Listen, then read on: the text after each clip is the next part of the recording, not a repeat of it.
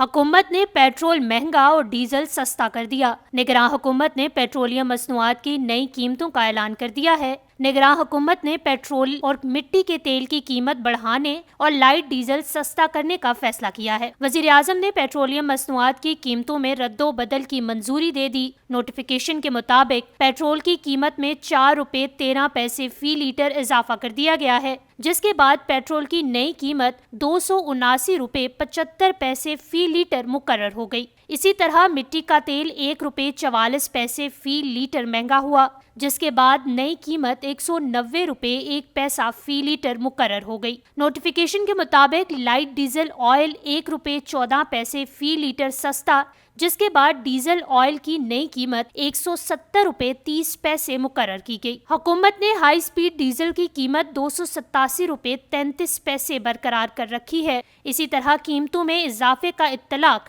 आज रात 12 बजे होगा।